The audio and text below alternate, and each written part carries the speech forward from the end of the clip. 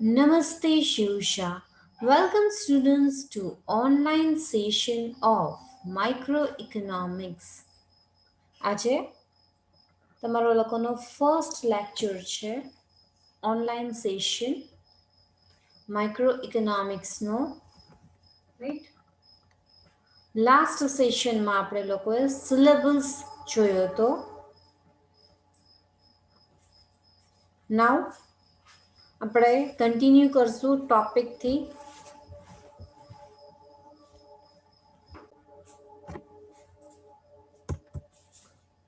Part 1, unit number 1 start કરશું. Definition of economics, right? Part 1 માં આપણે economics ની definition study કરશું. Let us start from introduction. Definition of any subject is hard and fast for the introduction and study of the subject. We must know basic theme of subject as well as the nature and scope of subject. The main function of definition enlightens the above said content of subject, by which we may get particular track of our study. Definition represents the highlights of our subject study. Right? Definition છે એ કોઈ પણ સબ્જેક્ટની લઈઓ, right? એ શું આપે છે? Introductory session આપે છે regarding અ particular subject. એનો main મોટો શું છે? તો તમને એના નેચર ને scope of the subject related તમને અવેર કરે. મેઇન ફંક્શન કોઈ પણ ડેફિનેશનનું શું છે? તો મેઇન ફંક્શન ડેફિનેશનનું સબ્જેક્ટ મેટરને હાઇલાઇટ કરવા માટે યુઝ કરવામાં આવે છે, રાઈટ? જેથી તમને ખ્યાલ આવે કે એ કેના માટેનું સબ્જેક્ટ મટીરિયલ છે. It highlights our subject study, right? Economic is always observed by different economists with different angle. It is just like a story of a six-blind man and an elephant. Economics છે એ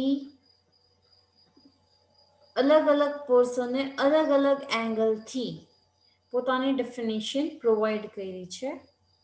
એક ઇલસ્ટ્રેશન આપ્યું છે કે એક story છે, right? કે 6 blind main અને એલિફન્ટની story છે. એના બેઝિસ ઉપર તમને ઇકોનોમિક્સની ડેફિનેશન કહે છે કે ભાઈ how different economist has defined the different definition from the different angles, right? Say for example, each blind man touches a different part of elephant's body to know what is an elephant, right? Blind person hoy જેને elephant કોઈ દી જોયો જ નથી, એને touch કરીને find out કરશે કે ભાઈ એલિફન્ટ છે એ કેવો છે. The result was each blind man defines that part according to his own belief. Likewise, different economists from different ages and period gave definition according to their understanding. શું કહે છે? Blind person છે એ લોકોએ different definition provide કરી છે, right? According to their belief, right? એ લોકોએ જે ફીલ કર્યું છે એ એમાં મેન્શન કર્યું છે. Likewise, different economists from different ages and period give definitions according to the understanding. It is difficult to give one universal definition for economics. The definition is divided into three main angles. They are શું કહે છે કે જેમ અલગ અલગ blind પર્સને એલિફન્ટના અલગ અલગ પાર્ટ્સને feel કર્યા અને પછી ડિસ્ક્રાઇબ કર્યું એટલે બધાના વ્યૂ પોઈન્ટ્સ કેવા થઈ ગયા છે ડિફરન્ટ થઈ ગયા રાઈટ એલિફન્ટનું ડિસ્ક્રિપ્શન બધા અલગ અલગ રીતે આપે છે લાઇકવાઇઝ ઇકોનોમિક્સ છે એ પણ ડેફિનેશન અલગ અલગ એંગલ ઉપરથી આપે છે according to there understanding level એટલે ઇકોનોમિક્સની ડેફિનેશન યુનિવર્સલ નથી રાઈટ ડેફિનેશન છે ઇકોનોમિકની એ થ્રી બાયફોકેશનમાં કરવામાં આવ્યું છે that is classical definition neoclassical definition scarcity definitions right આવી રીતના અલગ અલગ ડેફિનેશન્સ કન્ડક્ટ કરવામાં આવી છે આપણે વન બાય વન બધી ડેફિનેશન સ્ટડી કરશું રાઈટ આજના સેશનમાં આપણે જોશું classical definition of economics classical definition of economics છે એ એડમ સ્મિથે આપેલી છે રાઈટ એડમ સ્મિથ છે ને આપણે ફાધર ઓફ ઇકોનોમિક્સ કહીએ છીએ right Adam Smith is considered as the father of economics because he collects all the principles of economics in his famous book, An Inquiry into the Nature and Causes of Wealth of Nations, in 1776.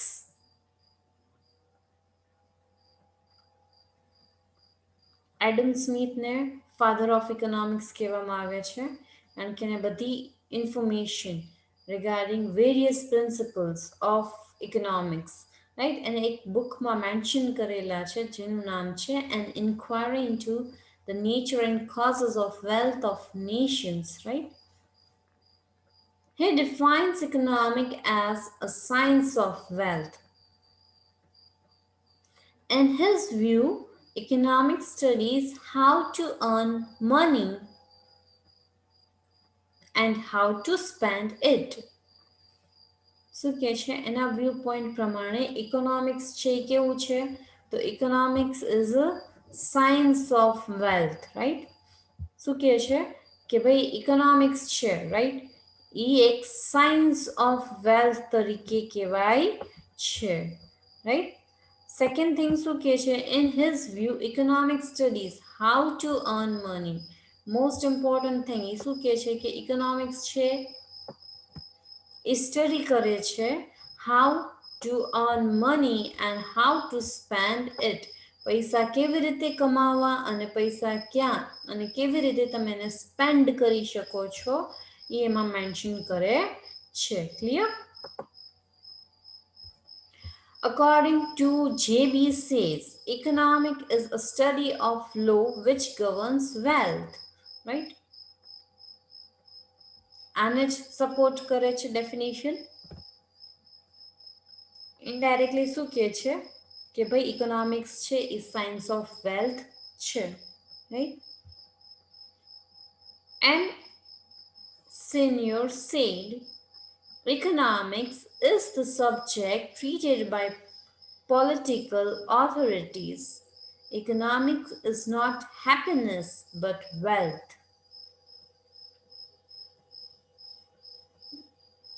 Economics શું છે wealth છે again the same definition is repeated ખાલી wordings અને framings અલગ અલગ કરેલા છે but indirectly બધા શું કહે છે it is a science of wealth. Writers on a political economy profess to teach or investigate the nature of wealth and the law of its production and distribution. શું કહે છે કે ભાઈ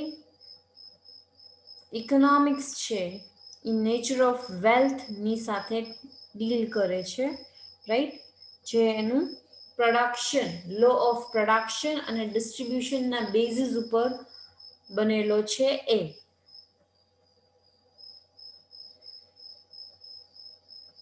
All the definition given above have only one central point, and that is economic is nothing but a science of only wealth. આ બધું indirectly શું કહે છે, કોને સપોર્ટ કરે છે? એડમ સ્મિથની ડેફિનેશનને, that is a science of wealth. Economics શું છે? તો સાયન્સ ઓફ વેલ્થ છે, રાઈટ? એટલે ઇન શોર્ટ શું કહે છે કે economics is nothing but a science of wealth. Clear? Next આપણે જોશું આગળ શું કહે છે.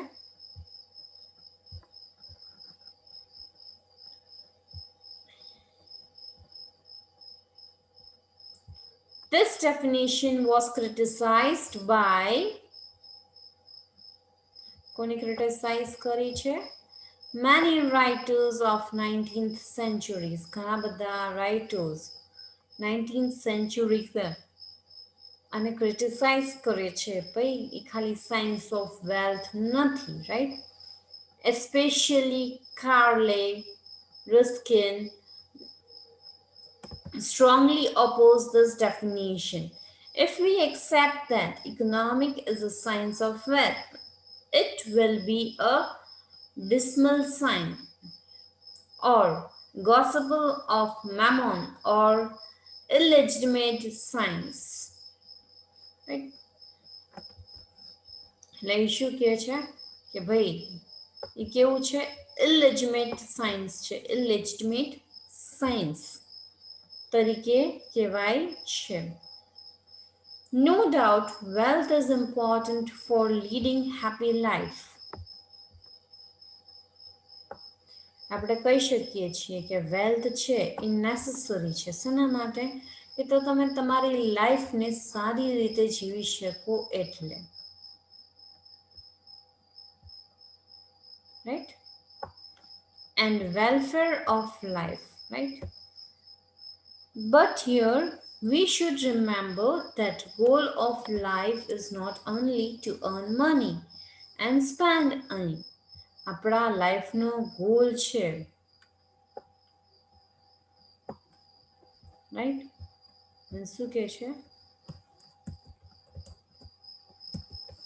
આપણા લાઈફનો ગોલ છે એ ખાલી લિમિટેડ નથી કે ભાઈ આપણે પૈસા કમાઈ અને પૈસા સ્પેન્ડ કરીએ, right? It is more than that. Wealth is an instrument but not the only aim of life. Wealth બધાને કમાવું છે, right? they all want to earn money and spend money, right? એ જ ખાલી આપણા લાઈફનો ઇન્ટેન્શન નથી, પણ બીજા પણ વસ્તુ છે. People earn money or wealth to satisfy their wants. તમે પૈસા શું કામે કમાવો છો? Right? Because you want to satisfy your wants. Right? એટલે ખાલી વેલ્થની સાથે લિમિટેડ નથી, but we want to satisfy our wants. Right? Here, money or wealth is necessary, but economic is not a bread butter science. શું કે છે? economics is not a bread butter science, right? એટલે ઇકોનોમિક્સમાં તમારે લોકોએ ખાલી પૈસા કમાવા જ નથી, રાઈટ? ખર્ચવાના જ નથી, પણ તમારે એવી રીતના એમ તમારી વેલ્થને યુઝ કરવાની છે જેથી તમે તમારા વોન્ટ્સને સેટિસ્ફાઈડ કરી શકો. એટલે શું કહે છે? Economic is not just a bread butter science, right? This concept is completely wrong. એટલે શું કહે છે કે વેલ્થનો કન્સેપ્ટ છે કે ખાલી પૈસા કમાવાના અને વાપરવાના, એ કમ્પ્લીટલી રોંગ છે. For the prosperity, all types of developments without money or wealth are not possible. Money and wealth have hidden powers to make the person or nation strongest, even if wealth is the means, not an end. એટલે શું કહે છે કે ખાલી wealth મેક્સિમાઇઝેશન, right? એટલે science of wealth એ ખાલી બરાબર concept નથી, રાઈટ? તમારે આગળ પણ ડેવલપમેન્ટ કરવાનું જરૂરી છે, રાઈટ? હા, આપણે માનીએ છીએ કે મની વગર કાંઈ પણ વસ્તુ પોસિબલ નથી, રાઈટ? હિડન સોર્સ શું છે? તો વિટામિન એમ, રાઈટ? એટલે wealth have hidden powers to make the person or nation stronger, right? એટલે શું કહે છે? If wealth is the means, not an end. Next is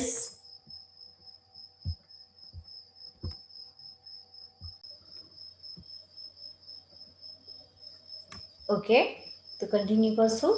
The questions arise here. Why Adam Smith and other writers gave importance to wealth at the time of defining economics, right? એ શું કહે છે કે તમે ઇકોનોમિક્સની definition define કર્યું ત્યારે શું કામે Adam Smith અને એના સિવાયના બધાય રાઇટર્સે વેલ્થને ઇમ્પોર્ટન્સ આપી? The reason is very clear. Every thinker is the child of his age. It means the economic, social, cultural, and political environment affect on his thinking. The classical age was passing through the materialistic ideology, right? બધાય લોકો વેલ્થને importance આપે છે, right? શું કામ? કારણ કે બધાય thinker છે બેઝિકલી થિંક કરે છે, રાઈટ, રિગાર્ડિંગ ઇકોનોમિક્સ, રાઈટ? એટલે આપણે કહી શકીએ કે વેલ્થની લોકો બહુ ઇમ્પોર્ટન્સ આપતા હતા, રાઈટ? કારણ કે એ લોકો ક્લાસિકલ એજ છે એ ક્યાંથી પાસ થતી હતી? તો એ મટીરિયાલિસ્ટિક આઈડિયોલોજી થ્રુ પાસ થતી હતી, રાઈટ? એટલે વેલ્થ છે એને ઇમ્પોર્ટન્સ દેવામાં આવતું હતું. The economy of work was under the influence of money. ભાઈ કઈ પણ કામ કરવું હોય તો શું જોતું તો આપણે? Vitamin M, right? Money, wealth, and materialistic foundation. So the writers set a definition of economics on the wealth basis, which was half correct and half wrong. એટલે શું કહે છે? બધી વસ્તુ કેની સાથે કન્સર્ન હતી? તો બધી વસ્તુ વેલ્થની સાથે કન્સર્ન હતી, રાઈટ? આપણે મની, વેલ્થ અને મટીરિયલિસ્ટિક લાઈફને ઇમ્પોર્ટન્સ આપતા હતા. એટલે બધાય લોકો ઇકોનોમિક્સની ડેફિનેશનમાં વેલ્થ યુઝ કરે છે, right? That is half correct and half wrong. Okay, next para જોઈએ. Secondly, we should not consider this definition only the science of wealth. Here in this definition, the term wealth has a deeper meaning. Yeah, જે તમે term use કરી છે wealth, એનું deep meaning છે, right? આપણે ખાલી એને ધ સાયન્સ ઓફ વેલ્થ તરીકે નથી કહેવાનું, right? But it is having a deep meaning, right? તો એ ડીપ મિનિંગ શું છે જોઈએ આપણે. Here in this definition, the term wealth has a deeper meaning. It means not only money, but it has relations with limited goods and services which are important to satisfy human wants. શું કહે છે કે ભાઈ it is not only money, ખાલી money નથી, right? But it is has relation with the limited goods and services which are important to satisfy human needs. Human wants ને satisfy કરવા માટે તમે જે મની યુઝ કરો છો એ પણ એમાં ઇન્ક્લુડ થઈ જાય છે. No doubt wealth is useful means not a goal of life. શું કે છે? વેલ્થ છે એ એક યુઝફુલ મીન્સ છે, રાઈટ? પણ તમારા લાઈફનો ગોલ નથી, right? Human beings do different economic activities to earn wealth. શું કહે છે? બધા લોકો ઇકોનોમિક એક્ટિવિટીઝ પરફોર્મ કરે છે, કામ કરે છે, પણ શું કરવા માટે? ટુ અર્ન મની અને wealth. Money and wealth are in center or of all economic activities. Economic activities માં સેન્ટરમાં આવે છે મની અને વેલ્થ. એટલે આપણે શું કહે છે? ઇકોનોમિકની ડેફિનેશનમાં આપણે વેલ્થને કન્સિડર કર્યું છે. In that sense, economic studies human activities in the shell of wealth. શું કહે છે? Indirectly human activities કેના ઉપર ડિપેન્ડ કરે છે? વેલ્થ ઉપર ડિપેન્ડ કરે છે.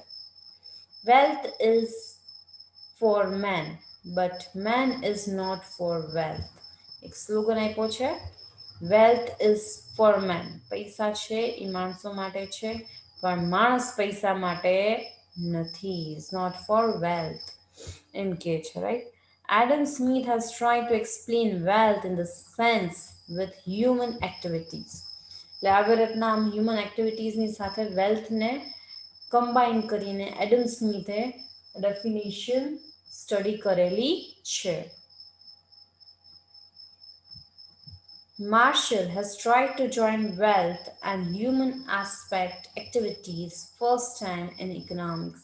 પછી આના પછીની જે ડેફિનેશન આવશે એ માર્શલની હશે, જેની હ્યુમનનો આસ્પેક્ટ એઝ વેલ એઝ વેલ્થને બેને કમ્બાઈન કરીને મેન્શન કર્યું છે. ક્લિયર? સો તમારી definition given by Adam Smith, classical definition complete થાય છે. નેક્સ્ટ સેશનમાં આપણે સેકન્ડ ડેફિનેશનથી સ્ટાર્ટ કરશું. Okay, thank you. Have a nice time.